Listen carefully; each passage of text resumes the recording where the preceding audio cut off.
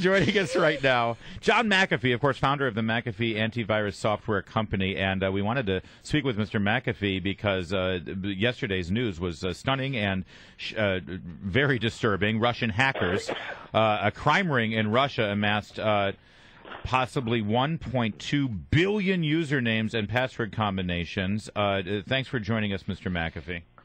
Well, thank you for having me, sir. How does this sort of thing keep happening, and what can we do to prevent it? Well, I think the first question is, what can we do to prevent it? I think that what we have all been working toward to keep from happening has just happened.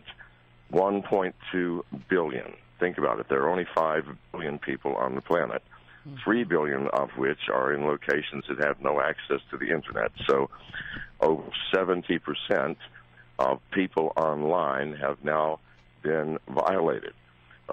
So it's like shutting the gate after the cows have gone. I've been speaking about this for years. I'm in Las Vegas now. I'm keynoting DEF CON, which is the largest hacking conference in the world.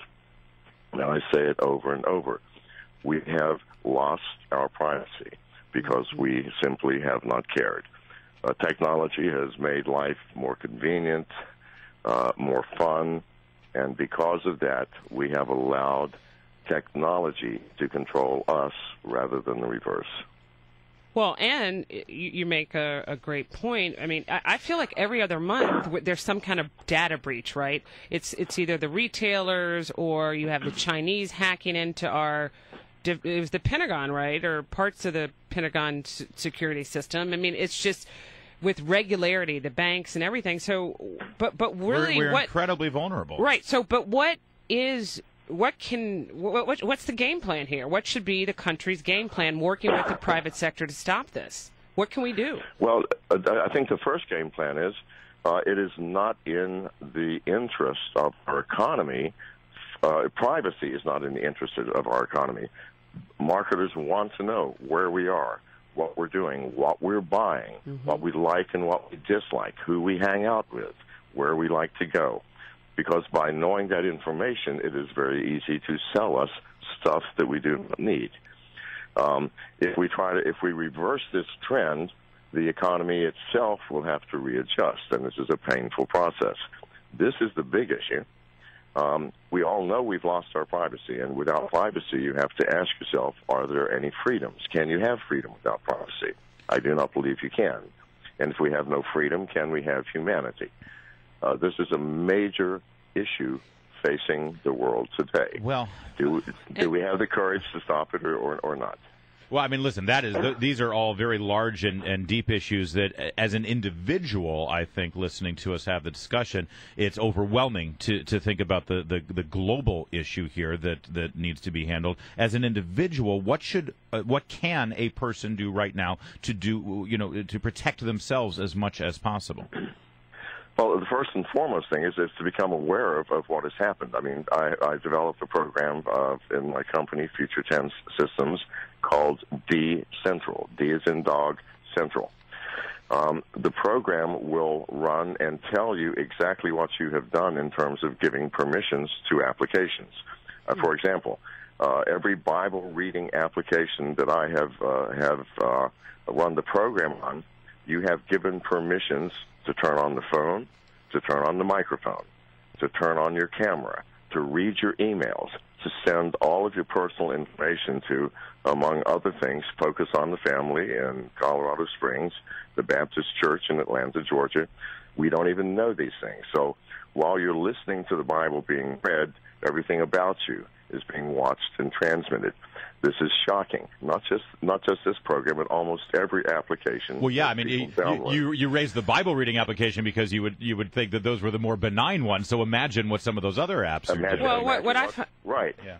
What I find is disturbing, like you said, when I go online, I shop online a lot, and I notice that when I'm on a website, a news site, I see the places being advertised to me that I've shopped on, trying to, like you say, and I'm like, how did they get this information? Right. So I guess what Larry's point, what can we do?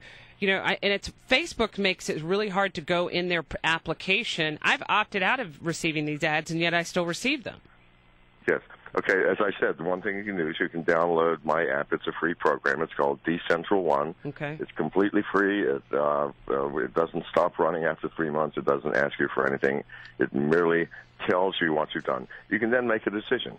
You can look at all of these apps that you've downloaded and go, okay, do I need this Bible reading app?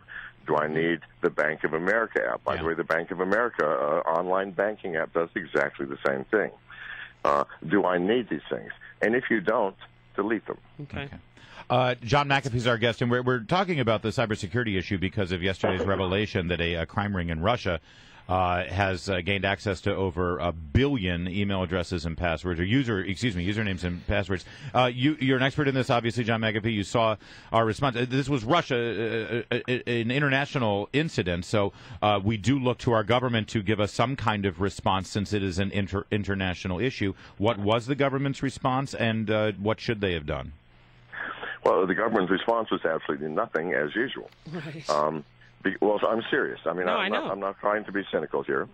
The government is sort of handcuffed by international relations, by a lack of understanding of the depth of our exposure, and also by a lack of technological competence. Go to the average congressman and ask them details about the Android phone. You'll get blank stares. Yet these are the people who are supposed to protect us against technological intrusion. Now get real. Yeah. Well, and I think it's stunning. I'm just looking here. The cost of a data breach is what, $3.5 million to a company? Yeah. And that's increased by 15% from last year. Yes. And not only that, this is it's dragging our economy down when these things happen. Yeah. And you would think members of Congress would want to be on this, and because it affects jobs. Because if companies have to spend all this money on data breaches, they're not going to be able to create jobs. Yeah, we have to leave it there. John McAfee, thank you so much, though, for joining us. And this is unfortunately something that we're going to continue talking about, it seems, as the weeks continue. Thank you, though, John McAfee.